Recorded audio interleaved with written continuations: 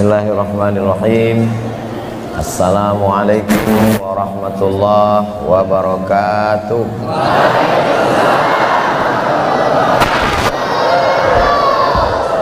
Alhamdulillah.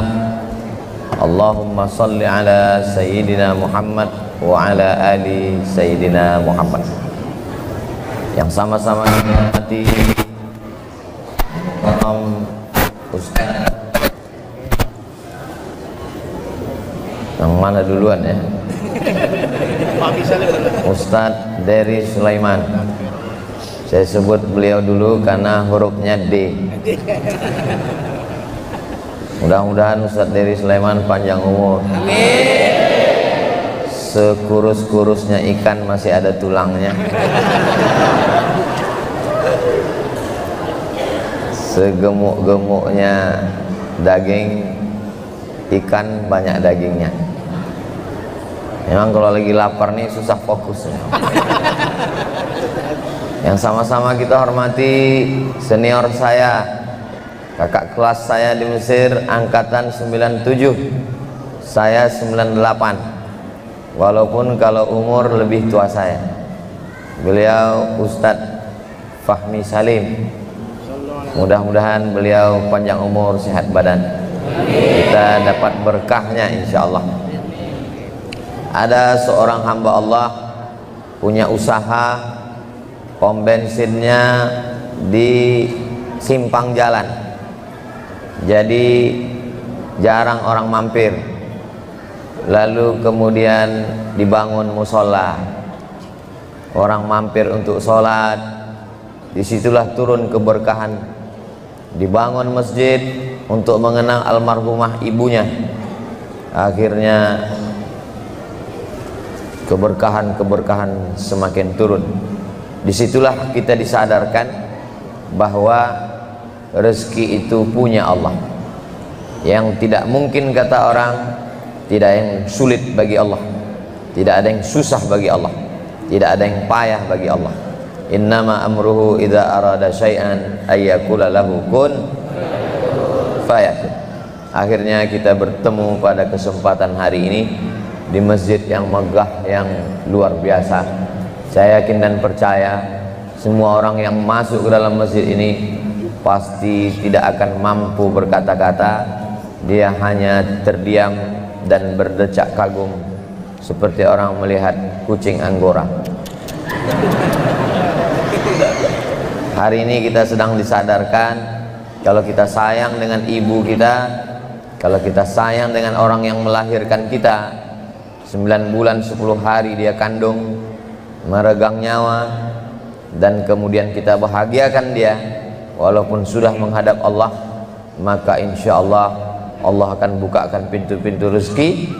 Ada orang yang tidak membacakan ayat, tidak perlu membacakan hadis, tidak perlu bersuara menggelegar dalam takbir akbar, cukup dengan menunjukkan bukti, maka semua orang yang sholat di masjid ini, maka insya Allah anak-anak kita, keluarga kita semua menjadi orang-orang yang berbakti kepada ibunya insya Allah. Amin ya rabbal alamin. Saya biasa tausiah 1 jam, dan saya memang menghindari tausiah menjelang berbuka puasa, karena bagi saya itu adalah waktu yang paling lama. Dan hari ini begitu sampai di masjid SPBU Setiasih, Nur Setiasih, saya diberitahu Ustadz Somad, ada banyak Ustadz petang ini. Ustadz Fahmi Salim sudah, Ustadz Dery Sulaiman sudah, dan Ustadz lah yang terakhir sampai azan maghrib.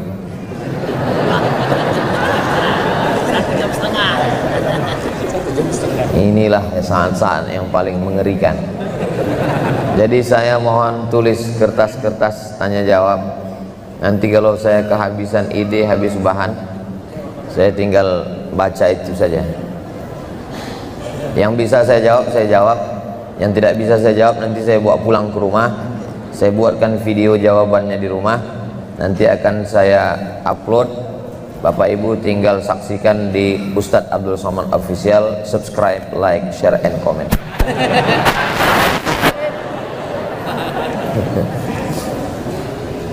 Nabi Musa alaihissalam bertanya kepada Allah, nanti saya kalau mati masuk surga itu di surga dengan siapa? Bapak Ibu pernah tidak penasaran nanti kalau di surga dengan siapa?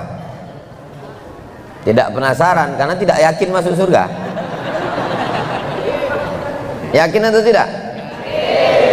Man qala la ilaha illallah Muhammadur Rasulullah dakhalal jannah.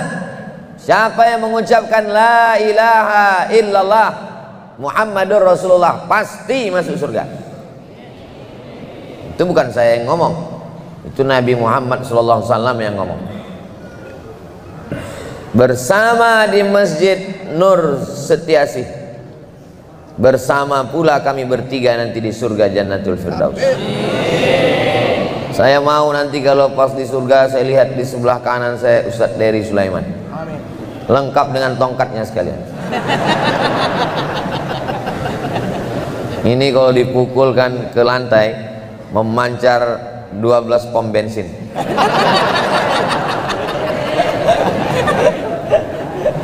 Saya memandang ke arah kiri saya melihat Ustadz Fahmi Salim, dan kami berhadapan dengan Rasulullah SAW.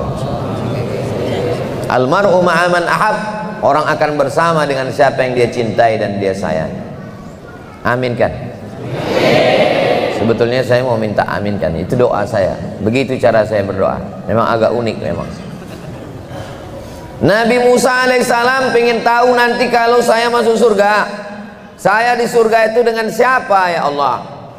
Lalu kemudian Allah mengirimkan wahyu, nanti kamu masuk surga dengan penjual daging. Masuk surga dengan penjual daging. Nabi Musa pergi ke pasar, dia lihat tukang jual daging, dilihat bentuknya nggak meyakinkan. Apa iya uang koyok iko mlebu nang surga? Apa ya bisa orang seperti ini masuk ke surga? Nabi Musa alaihissalam penasaran, dia ikuti ini orang, pulang sampai ke rumah. Penjual daging ini sampai di rumah memotong daging itu, mengiris-irisnya kecil-kecil. Habis itu dia masak sup. Setelah supnya matang, dia suap ibunya. Allahumma barik lana, itu doa buka puasa. Allahumma lakasum, Allahumma barik, bismillah. Alah payah-payah, bismillah.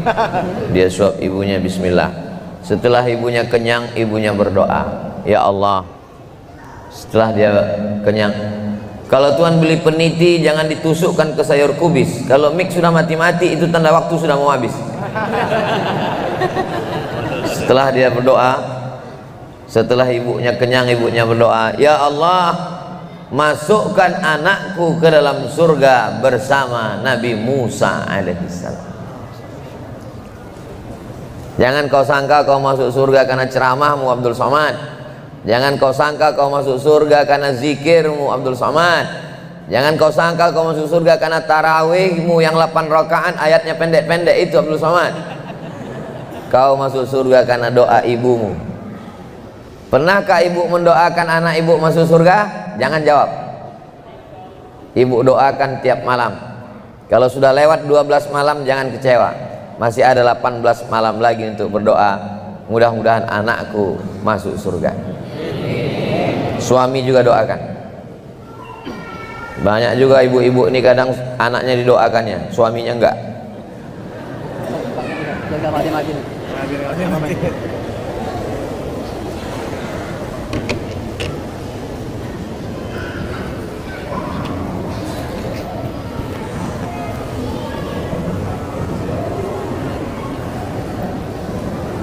Masukkan mata, masukkan anakku ke dalam surga bersama Nabi Musa alaihissalam. Ya Allah, masukkanlah anak-anakku ke dalam surga bersama Nabi Muhammad SAW, bersama Ustadz Dery Sulaiman, bersama Ustadz Fahmi Salim, bersama semua jamaah yang ada di sini. Salah satu ada 3 doa la turaddu, tidak ditolak doanya. Da'watul walidi, doa orang tua kepada anak. Da'watus shaimi, doa orang puasa. Wa da'watul musafiri, doa musafir. Maka jangan pernah ibu, bapak, panggillah anakmu dengan panggilan doa. Ini kalau kadang sedang marah, apalagi puasa, gula darahnya turun, emosinya naik, setan. Maka jangan heran anaknya kesetanan. Untung anaknya nggak berani jawab. Coba kalau anaknya berani jawab, sebentar ya mama setan. Kan setan semua di rumah itu.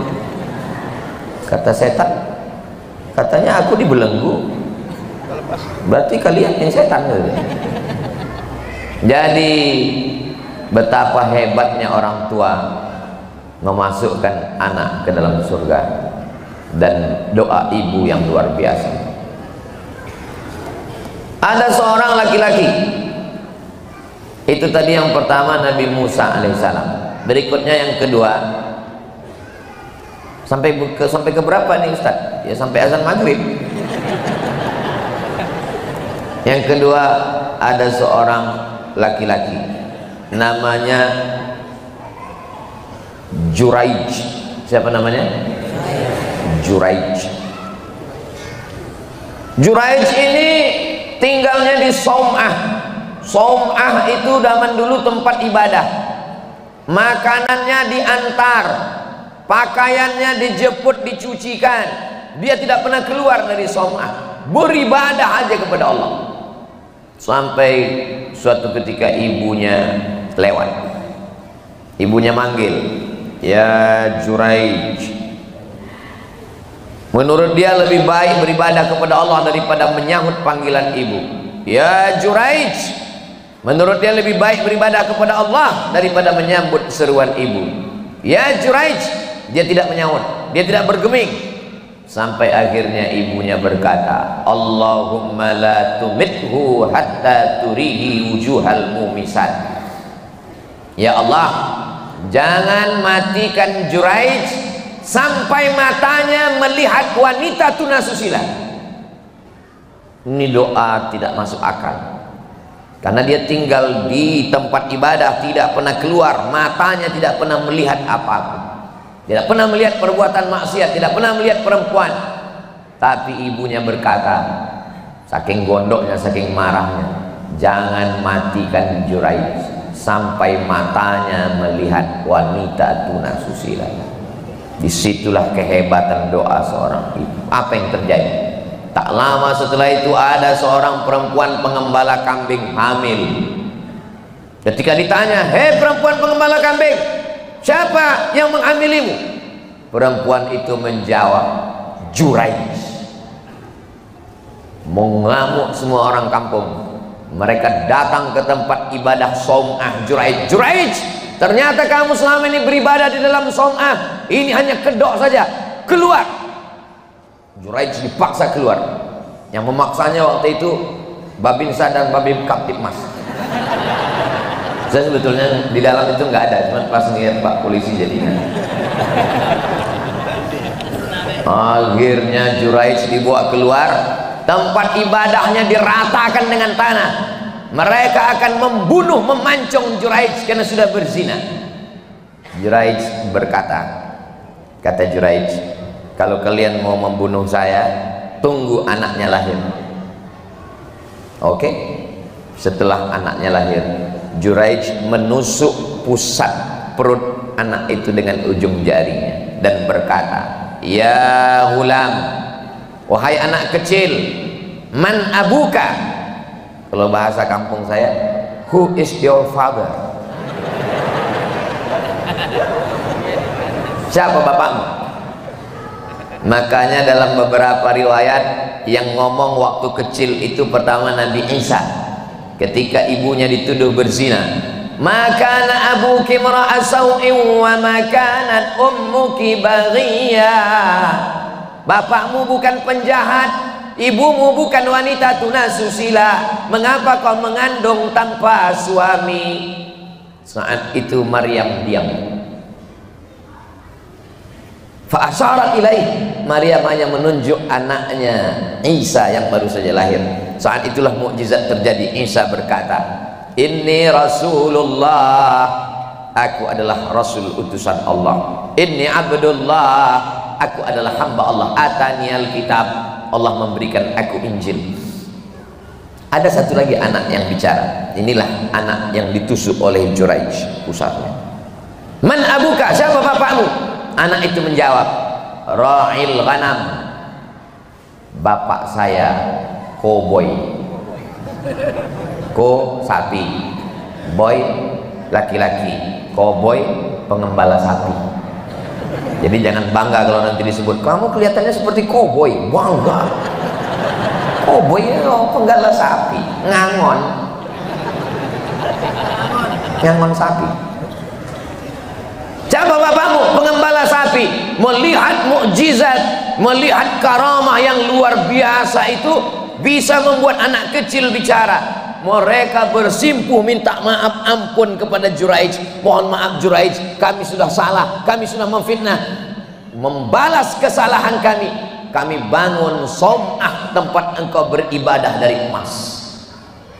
Jadi tidak salah membangun tempat ibadah dari emas seperti Masjid Nur Jasir. Ini saya yakin daerah kawasan ini tidak ada malingnya. Kenapa? Isinya emas semua, tapi pintunya, jendelanya nggak ada jeruji besi. Luar biasa. Aman, tapi nggak tahu juga ya. Mudah-mudahan Allah memberikan keamanan, keselamatan. Ini menunjukkan walaupun engkau wali, walaupun engkau punya mukjizat karamah, bisa anak kecil bicara, tapi kalau kau lawan ibumu, mana yang lebih hebat? Ibu atau kemuliaan kewalian? Ibu. Apalagi yang jawab ibu-ibu, ibu katanya. Jangan main-main dengan ibu. Kata ibu-ibu, petang ini kami jadi punya bahan untuk nakut-nakuti anak kami. Saya tidak mau kita menakuti anak kita. Kita mau anak kita sadar menjadi anak yang berbakti kepada ibu. Tapi bapak-bapak juga jangan tersinggung. Ini Ustaz Somad ini dari tadi ibu-ibu, kami kapan? Nanti setelah berbuka.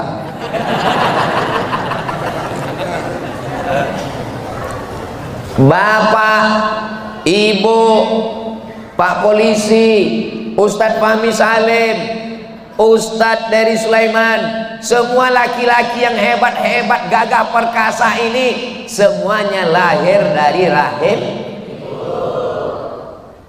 Ada yang dilahirkan bencong? Nauzubillah, nauzubillah. Mana ada? Ini laki-laki yang hebat. Makanya kalau ada dikatakan di balik laki-laki yang hebat ada dua perempuan yang luar biasa. Yang pertama adalah ibu, yang kedua adalah istri. Masya Allah, tabarakallah. Mudah-mudahan kita semua, mudah-mudahan adik-adik yang belum menikah dapat istri yang solihah-solihah. Yang bilang amin yang belum nikah aja. Ya, anak udah 3 semua. Dia tahu ini doa puasa makbul. Amin. Hati-hati istri yang lihat dari atas. Saudara yang dimuliakan Allah Subhanahu wa taala. Ternyata di belakang itu ada layar besar sekali. Jadi bagi yang di luar yang tidak bisa bersama kami di dalam, saya menyapa mereka. Hai guys. Hai Besti. Masya Allah. Begitulah mereka. Walaupun kalian di luar, walaupun kalian kepanasan nggak pakai AC, walaupun kalian tidak beralaskan karpet, walaupun kalian kehausan, insya Allah boleh jadi kalian yang di luar sana lebih dulu masuk surga daripada Ustadz Abdul Somad. Jangan kalian aminkan. Aduh, inilah Susah memang sama jamaah yang terlalu tulus ikhlas. Ya amin kan ya semua, amin kita. Yang penting melepuh, podo kabeh melepuh nang surga insyaallah. Amin ya rabbal alamin. Jadi jangan macam-macam dengan ibu. Sebenarnya Allah cuma ingin menunjukkan, walaupun kau tidak pernah buat maksiat, tapi kalau kau lawan ibumu, kalah amal ibadahmu melalui Juraij. Itu pada zaman Bani Israel. Untuk apa diceritakan kepada Nabi dan Nabi menceritakannya kepada kita? Faqsusil qasasa, ceritakan kisah-kisah ini. Untuk apa? La'allahum yatafakkarun, mudah-mudahan kita berpikir. Datang seorang, Nabi Musa sudah, Juraij sudah, berikutnya yang ketiga, datang seorang laki-laki mau ikut perang. Karena kalau mati syahid, pertama sakratul mautnya tidak sakit, kal qarsi, seperti cubitan pada kulit yang lembut. Kematian yang katanya seperti tebasan pedang di tempat yang sama beratus kali, seperti kambing yang dikuliti hidup-hidup, seperti mata kail pancing ditarik dari kulit yang basah. Tapi kalau mati syahid, seperti cubitan yang lembut pada kulit. Tapi jangan gara-gara ini besok semuanya daftar mau ke Gaza, Palestina. Kita kalau nggak punya keahlian perang, itu bukan mati syahid, mati konyol. Saya nggak mau semua jamaah pergi, tiba-tiba besok keluar koran Israel, jamaah dari Indonesia kelaparan karena nggak dapat lontong sayur. Kalau mati syahid tidak kena azab kubur. Kalau mati syahid amalnya tidak dihisab, tidak dihitung, langsung masuk surga. 4 keutamaan. Maka dia datang kepada Nabi, ya Rasulullah sallallahu alaihi wasallam, izinkan saya ikut perang karena saya mau mati syahid. Nabi nanya, alaka min ummin, ibumu masih hidup? Ibumu masih hidup? Kata dia, na'am, ibu saya masih hidup. Apa jawab Nabi? Ilzam rijlaiha fathammal jannah, urus tapak kakinya, kau dapati surga di sana. Ternyata kalah mati syahid dengan menjaga ibu. Bapak-bapak yang ibunya masih hidup, pulang dari sini, belikan makanan yang paling enak, belikan kain yang paling bagus, belikan jilbab yang paling dia suka, belikan parfum yang paling menyenangkan hatinya, belikan sajadah untuk dia tahajud, belikan Quran yang besar supaya masanya terang waktu baca Quran, belikan dia sapu tangan karena dia suka, belikan dia apapun yang dia mau, belikan dia tempat kue hari raya, belikan yang menyenangkan hatinya, bawa dia berangkat haji dan umrah. Bagi yang sudah meninggal dunia, apa boleh buat? Apapun yang kau lakukan, dia sudah menghadap Allah. Tapi jangan putus asa. Kirimkan untuk semua almarhum almarhumah ibu kita yang sudah mendahului. Al-Fatihah. A'udzu billahi minasy syaithanir rajim. Bismillahirrahmanirrahim. Alhamdulillahi rabbil alamin. Ar-Rahmanir Rahim. Maliki yaumiddin. Iyyaka na'budu wa iyyaka nasta'in. Ihdinas siratal mustaqim. Siratal ladzina an'amta 'alaihim ghairil maghdubi 'alaihim waladdallin. Amin. Kalau membacakan Al-Fatihah untuk almarhum-almarhumah itu begitu. Saya selalu mengajak jamaah baca pelan. Soalnya saya lihat beberapa jamaah untuk Al-Fatihah Allah macam dapat bakwan panas. Al-Quran itu ada hurufnya, ada idghamnya, ada ikhfa'nya, ada qalqalahnya, ada bila gunnahnya, ada sifatul hurufnya, ada makharijul hurufnya, ada waqaf dan ibtida'nya. Baca dengan pelan, hayati. Jangan sampai nanti pas buku catatan malaikat, kirim Al-Fatihah, kirim Al-Fatihah, kirim Al-Fatihah, kirim Al-Fatihah, keterangan kumur-kumur.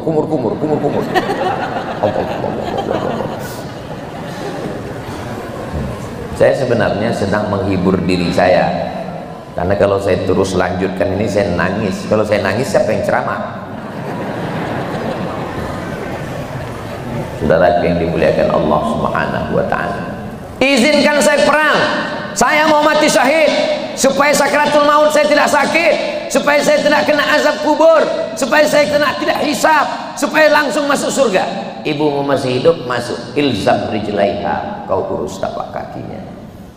Falakal jannah, maka kau akan dapat surga. Oh, beruntungnya kalian yang masih hidup ibu kalian. Pulang dari sini kalian belikan makanan, kalian suapkan ke mulutnya. Pulang dari sini kalian belikan cincin, kalian pasangkan ke tangannya. Dia senyum melihat cincinnya hilangkan. Pulang dari sini kalian peluk badannya, kalian cium keningnya. Itulah yang tak bisa saya lakukan.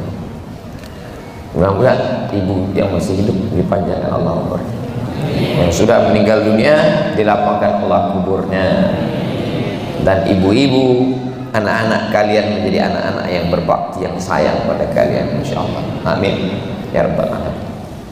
Nabi Musa sudah, Juraij sudah, orang yang minta mati syahid ternyata berbakti pada ibu sudah. Kata Nabi SAW, nanti setelah aku mati akan ada seorang laki-laki yang datang kemari. Kalau dia datang kemari, kalian minta doa dengan dia, karena doanya makbul. Sahabat heran, yang hidup dengan engkau kan kami, yang berperang dengan engkau kami, yang bersahabat dengan engkau kami. Ini orang jauh di Yaman sana, 1500 km. Kenapa doa dia yang makbul? Kenapa kami yang sahabat Nabi malah minta doa dengan dia? Yang penting nanti kalau dia datang kemari, minta doa sama dia. Meninggal Nabi Muhammad SAW. Nabi sudah meninggal baru dia datang. Kenapa dia tidak datang waktu Nabi masih hidup? Kenapa dia tidak ikut perang Uhud? Kenapa dia tidak ikut perang Badar? Kenapa setelah Nabi meninggal baru dia datang? Ternyata waktu Nabi masih hidup, dia menjaga ibunya, namanya Uwais Al-Qarni. Dia gendong ibunya sampai ke Makkah, dia bawa tawaf sa'i, dia bawa ke tanah suci Makkah. Ternyata walaupun tidak hidup dengan Nabi, tidak perang bersama Nabi, tidak pernah melihat Nabi, Nabi mengenalmu kalau kau berbakti kepada ibu. Doamu makbul, mengalahkan doa sahabat Nabi. Begitulah orang-orang yang sempat berbakti kepada ibunya. Makanya kata Nabi ketika berdoa naik ke atas mimbar, amin, amin, amin, 3 kali amin. Tidak ada orang yang berdoa, tidak terdengar suara apa-apa. Kenapa Nabi mengatakan amin, amin, amin? Sahabat bertanya, kenapa engkau katakan amin ya Rasulullah? Tadi malaikat Jibril datang berdoa dan aku mengaminkan doanya. Apa kata malaikat Jibril? Bu'dan liman adraka Ramadan falam yaghfarlah. Celaka orang yang ketika datang Ramadan, bertemu dengan Ramadan, hidup di Ramadan, tapi dosanya tidak diampunkan. Mudah-mudahan kita termasuk yang diampunkan dosanya keluar dari Ramadan. Terus kenapa engkau katakan amin yang kedua? Bu'dan liman zukirta walam yusalli alaika. Celaka orang yang ketika namamu disebut tapi dia tidak bersolawat kepada. Sallallahu ala Muhammad, sallallahu alaihi wasallam, sallallahu ala Muhammad,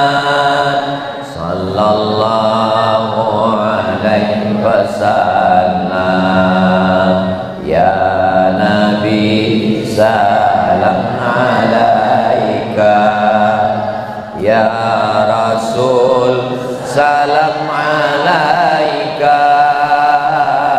ya Habibi salam alaika, salawatullah alaika. Allahumma salli ala Sayyidina Muhammad.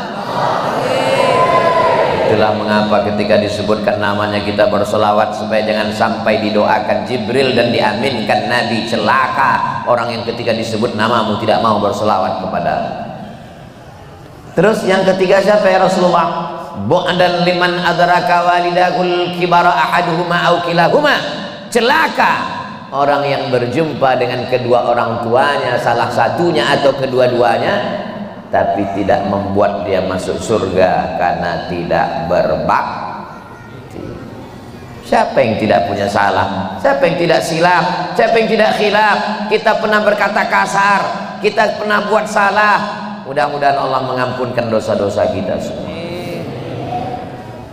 Jadi ternyata walaupun tidak jumpa Nabi, jangan berkecil hati. Ini banyak nih sekarang orang-orang, Ustaz, kenapa saya tidak hidup di zaman Nabi? Kenapa saya hidupnya di tahun 2024? Marahnya kok ke saya? Maka saya jawab, orang seperti ente ini, andai hidup di zaman Nabi juga belum tentu ikut Nabi, mungkin ikut Abu Lahab. Menurut ilmu Allah kita memang layaknya hidup sekarang. Menurut ilmu Allah kalau kita hidup di Madinah, kita belum tentu ikut perang Badar. Boleh jadi kita ikut orang munafik.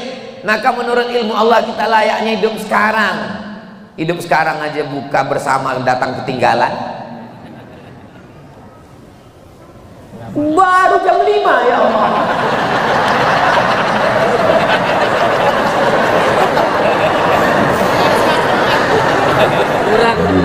Ternyata memang apa yang paling kita takutkan itu apa? Makanya nggak boleh terlalu takut hidup ini, nggak boleh terlalu khawatir. Memang kejadian.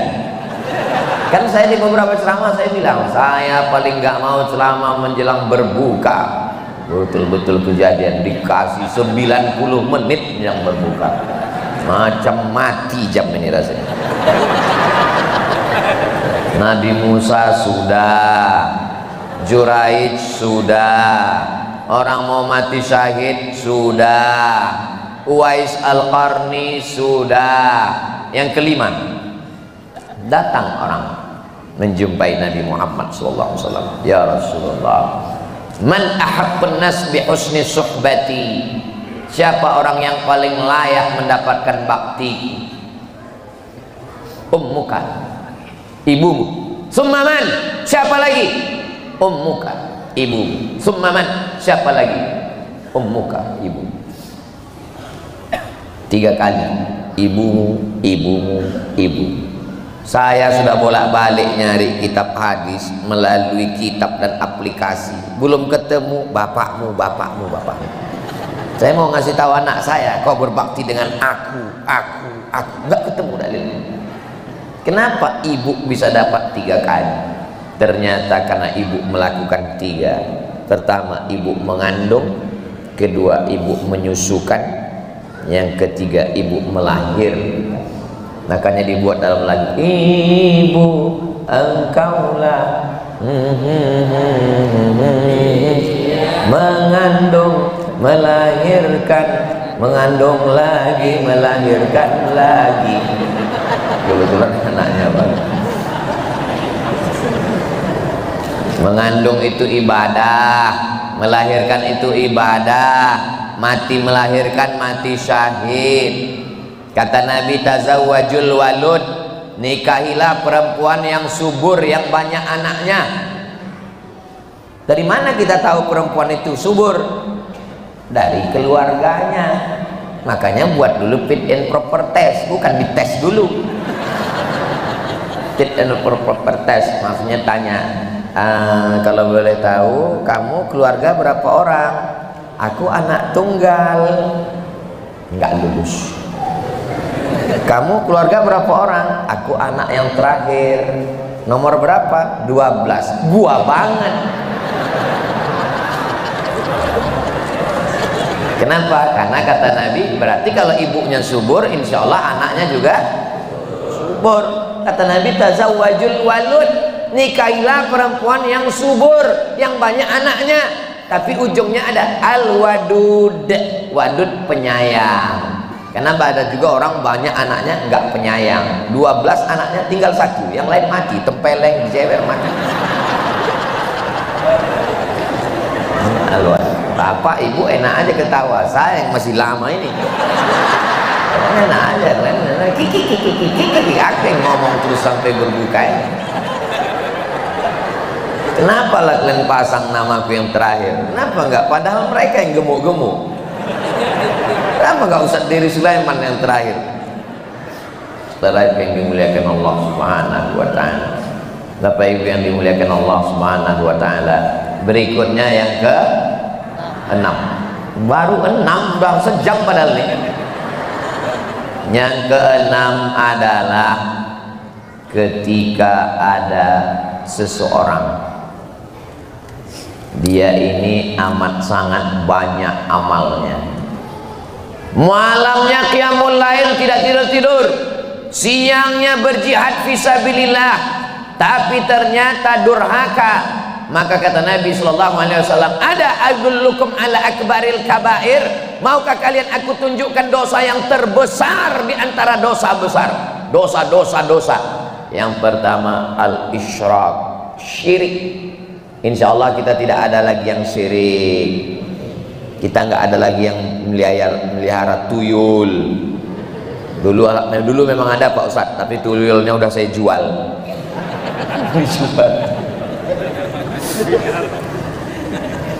Itu si anu kaya ya, iyalah kaya, dia punya ternak Pak Ustadz. Ternak apa? Ternak tuyul, jual beli tuyul. Al-isyrak, syirik. Yang kedua, uququl walidain, durhaka kepada orang tua. Orang yang durhaka kepada orang tua, kalaupun hartanya banyak, kalaupun istrinya cantik, kalaupun rumahnya seperti istana, kalau dia durhaka, hidupnya hanya tenggelam dalam penderitaan. Setetes air mata ibumu mengalir, kau akan berenang dalam penderitaan, tak pernah mencium kebahagiaan. Kalau ibunya sudah meninggal, Pak Ustadz, ziarah ke kuburnya. Assalamualaikum ya ahlan diyar minal mu'minin wa inna insyaallah bikum lahiqun yarhamullahul mustaqdimin wal mustaakhirin, nasallallahu lana wa lakumul afiyah. Berdoa kepada Allah, mudah-mudahan Allah mengampunkan dosanya, merubah takdir. Allah Maha Kuasa, tidak ada yang sulit bagi Allah. Innama amruhu idza arada syai'an ayaqula lahu kun. Saya banyak ditanya orang, Ustadz zikirnya apa, wiridnya apa, bacaannya apa? Saya manusia biasa. Kalaupun dicari-cari, mungkin doa almarhumah ibu saya. Karena cita-cita saya tidak banyak. Saya mau sekolah bersama Ustadz Fahmi Salim di Al-Azhar Mesir. Cuman bedanya saya setelah LC pulang, beliau LC Al-Azhar, MA Al-Azhar, Doktor Al-Azhar, SCG, S-Loro, S-Telu. Saya habis S1 pindah ke Maroko, habis itu pindah ke Sudan. Cita-cita saya cuma satu, kalau aku S1, S2, S3, aku punya ijazah doktor, aku mau jadi dosen, nanti aku punya uang, aku mau bawa orang tua ke Makkah, membahagiakan dia. Cuman itu saja, tidak lebih dari itu. Dulu kalau saya pulang tausiah, saya dapat cincin. Pertama kali cincinnya saya pasangkan ke tangan dia. Mak, cincin bagus. Oh, cantik cincin kau ini, mantap. Senang sekali dia. Saya dapat handphone, dikasih orang handphone, harganya 25 juta, mereknya Casio, kasih orang. Saya kasih ke almarhumah mak saya. Di mana-mana dia pergi, orang melihat handphonenya, hebat. Padahal dia nggak bisa main handphone. Dia cuma tahu, mak nanti kalau masuk pencet hijau, kalau mau berhenti pencet merah. Hijau merah, hijau merah. Tapi kemana-mana orang, hebat handphone nenek ya, dia senang sekali. Dia pergi kemana-mana suka naik angkot. Pergi naik angkot, naik bis, kemana-mana dia suka. Mesti ditanya orang, ibu umurnya sudah 70 tahun masih naik angkot, tega sekali anak ibu. Ibu punya anak? Punya. Kok tega sekali anak ibu membiarkan ibu keluyuran sendirian? Siapa anak ibu? Tunjuknya foto saya, ini anakku. Oh ya, Ustaz Somad, diantar ke rumah. Oh itu senang sekali dia. Dia ngeprank orang itu senang.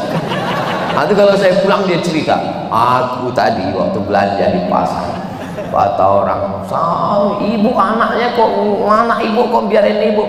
Siapa anak ibu? Dia bilang, Ustaz Somad, diantar orang itu kok kesini tadi. Kalau saya tausiah, dia biasanya duduk di belakang-belakang. Dia nggak mau duduk depan, dia duduk di belakang. Habis itu orang yang menyepelekan dia, yang nyuruh dia, pinggir sana bu, sini, sana. Habis itu saya kasih tahu, ibu saya yang ada di belakang maju pas belakang. Habis itu orang datang bersalaman dengan dia, yang tadi ngejek dia dekat dia. Nah itu dia senang sekali. Tadi yang ngejek aku tadi, begitu kau bilang aku mak kau, didekatinya gitu.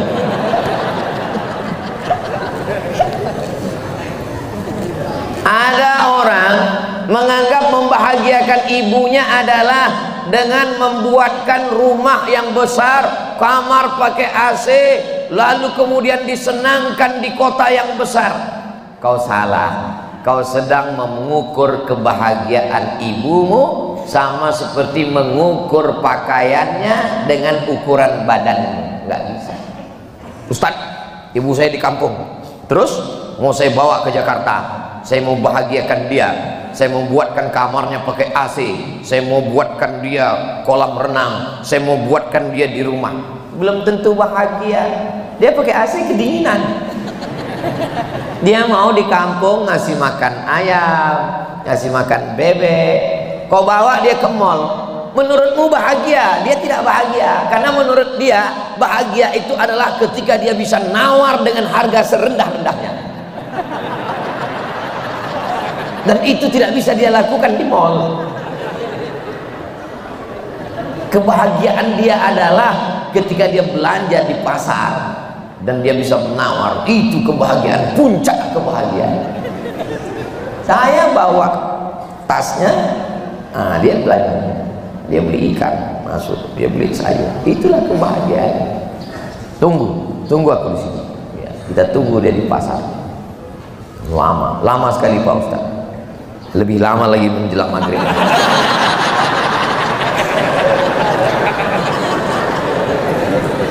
Bagaimana rasanya kalau ibu kita sudah tidak ada? Bagi kalian yang ibunya masih ada, bagi kalian itu sesuatu yang biasa aja. Mana ibu? Biasa. Nanti setelah meninggal baru kalian tahu, baru kalian rasakan, baru kalian ngomong, baru kalian nangis nanti mendatangi saya. Betul ya kata Ustaz dulu. Wih. Dulu waktu gue ngomong kalian gak percaya, sekarang baru kan. Jangan nanti setelah dia meninggal baru kalian mencakar dinding. Mama, saya kalau melihat ada orang ibunya meninggal nangis-nangis, mau kuantukkan aja kepalanya ke dinding. Dulu waktu hidup kau sepelekan. Di saat kau berada di dalam rahimnya, yang pertama yang kau lakukan adalah merubah hormonnya sehingga penciumannya tajam dan dia muntah-muntah. Itulah yang pertama kau lakukan ketika kau ada dalam rahimnya. Belum lagi kau dalam bentuk manusia, baru dalam bentuk janin, hormonnya sudah berubah sehingga semua diciumnya bau, sampai bapakmu pun bau. Padahal ayahmu itu adalah pujaan hatinya, tapi saat kau ada, bau kali kau bangun pergi sana dulu. Begitu janin membesar, kau mulai membesar, tulang belakangnya mulai membengkok, lehernya mulai menghitam. Yang orangnya putih ya, yang orangnya putih jadi hitam, yang memang hitam, tambah hitam lah. Tubuhnya mulai berubah, postur tubuhnya mulai berubah. Dulu lambungnya besar, sekarang lambungnya mengecil karena rahim mulai membesar karena kau ada di dalam. Wahnan ala wahnin, lemah di atas lemah. Dr. Fahmi Salim walaupun hafal Quran dari Al-Azhar jurusan tafsir, tapi kalau untuk menafsirkan wahnan ala wahnin, lemah di atas lemah, yang bisa merasakannya ibu, karena yang hamil itu adalah ibu. Ini kalau saya coba menceritakan lemah di atas lemah, lemahnya, nanti ibu ngomong, alah kayak pernah aja. Lemah di atas lemah, malam tidak bisa tidur, siang kepanasan, rasa serba salah. Saat sampai hari kelahiranmu, meregang nyawa dia. Apa yang terjadi? Maaf, beribu maaf, 10 jari ku angkat 11 dengan kepala, robek daging dalam tubuhnya. Kau ambil pisau silet, kau robek kulitmu, belum ada apa-apanya untuk mengeluarkan. Ini anak-anak ibu, bapak perlu kasih tahu, potong video pendek ini kasih ke anak ibu. Ini anak-anak ini kadang disangkanya keluar macam bersin keluar, asin keluar. Oh, makanya saya kalau sudah menengok ada anak-anak teriak ke ibunya, marah saya. Saya ini orangnya lembut. Mana pernah saya teriak-teriak? Saya orang lembut. Tapi kalau udah saya lihat ada anak-anak berteriak ke ibunya, oh naik emosi saya. Jangan teriak. Marah saya. Terkejut dia. Tengok ini sangkanya, oh kok emosi Ustaz ini? Saya nggak emosi. Karena saya tidak sedang melihat ibumu, aku sedang melihat ibu. Melihat ibu orang teringat ibu kita, bagus. Melihat anak orang ingat anak kita, bagus. Asal jangan melihat bini orang lupa bini kita. Itu tidak bagus. Jadi anak-anak ini mesti diingatkan. Bapak juga mesti ingatkan. Aku punya emak, aku punya ibu. Ibu juga berkata, aku milik suamiku, tapi suamiku milik ibunya. Bagi yang ada usaha kaos sablon boleh ditulis belakang. Aku milik suamiku, tapi suamiku milik ibunya. Baju ini sekaligus untuk dakwah. Kan tadi sudah dibilang Ustaz dari Sulaiman, dakwah bukan profesi, tapi semua profesi adalah dakwah. So, Ustaz kok tahu? Saya kan dengar dari sana. Saudara yang dimuliakan Allah Subhanahu wa taala, kalau kau sudah kehilangan ibu, maka hilanglah nikmat dunia. Dunia ini rasanya anyap, hampa, tak ada rasanya sama sekali. Tadi sebelum kemari saya ngeliat video anak kecil gendut pakai kain sarung mau sholat pakai peci. Itu kalau hidup dulu almarhumah emak saya tonton. Nah, tengok nih mak, tengok nih mak. Nah, kita sekarang mau ditontonkan ke siapa? Ditontonkan ke anak, ke istri, lain rasanya. Ada perasaan yang berbeda.